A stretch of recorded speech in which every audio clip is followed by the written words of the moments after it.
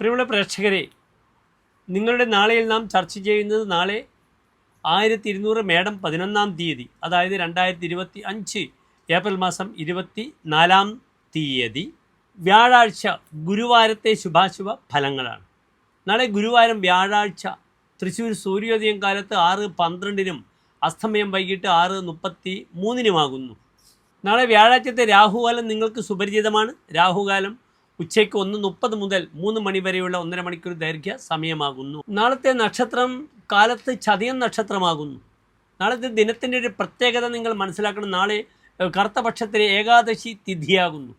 ഏകാദശി സാക്ഷാൽ കൃഷ്ണന് ഏറ്റവും ശക്തിയുള്ള പ്രാർത്ഥന ഫലങ്ങൾ നൽകുന്ന ഒരു ദിനമാകുന്നു. വ്യാഴാഴ്ചയാണ്, കറുത്തപക്ഷത്തെ ഏകാദശിയാണ്. അതിനാൽ വിഷുക്ഷേത്രം, കൃഷ്ണക്ഷേത്ര ദർശനങ്ങൾ എൻ്റെ പ്രിയപ്പെട്ട പ്രേക്ഷകർക്ക് അനുഷ്ഠിക്കാവുന്നതാണ്. നാളെ കാലത്ത് 10:30 വരെയാണ് ചതയം നക്ഷത്രമുള്ളത്. അതിനുശേഷം പുരൂരുട്ടാതി നക്ഷത്രമാകുന്നു. വ്യാഴാഴ്ചയും പുരൂരുട്ടാതി നക്ഷത്രവും കറുത്തപക്ഷത്തിലെ ഏകാദശിയും വളരെ വിശേഷമാണ്. അതിനാൽ പ്രിയപ്പെട്ട ഭക്തർക്ക് നാളെ വൈകിട്ടും കൃഷ്ണക്ഷേത്രം അല്ലെങ്കിൽ വിഷ്ണുക്ഷേത്ര സന്ദർശനം ചെയ്യാവുന്നതാണ്. വിഷ്ണുവിന് അല്ലെങ്കിൽ ശ്രീകൃഷ്ണന് ഇഷ്ടപ്പെട്ട തുളസിമാല പാൽപ്പായസം വഴിപാടായി സമർപ്പിക്കുക. അപ്രകാരം തന്നെ വെണ്ണ നിവേദ്യം വഴിപാട് വളരെ വിശേഷമാണ്. ചെറിയ കുട്ടികൾക്കൊക്കെ നാളെ വെണ്ണ നിവേദ്യം വഴിപാട് സമർപ്പിക്കുന്നത് വളരെ ഗുണമാണ്.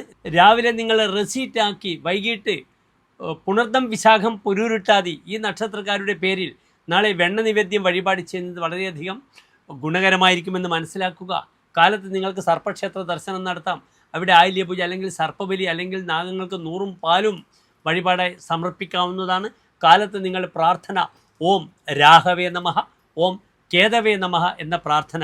പുരൂരുട്ടാതി നക്ഷത്രം ശുഭകാര്യങ്ങൾക്കൊന്നും അധികം സ്വീകരിക്കാത്ത നക്ഷത്രമാകുന്നു.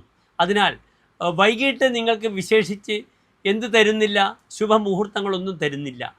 കാലത്ത് 7:30 മുതൽ 9 മണി വരെയുള്ള സമയം എൻ്റെ പ്രിയപ്പെട്ട പ്രേക്ഷകർക്ക് ശുഭകാര്യങ്ങൾക്കൊക്കെ സമയം കണ്ടെത്താവുന്നതാണ്. നാളത്തെ ദിനം ശുഭകരമായി ഭവിക്കട്ടെ എന്ന് പ്രാർത്ഥിച്ചുകൊണ്ട് നിർത്തട്ടെ. നന്ദി, നമസ്കാരം.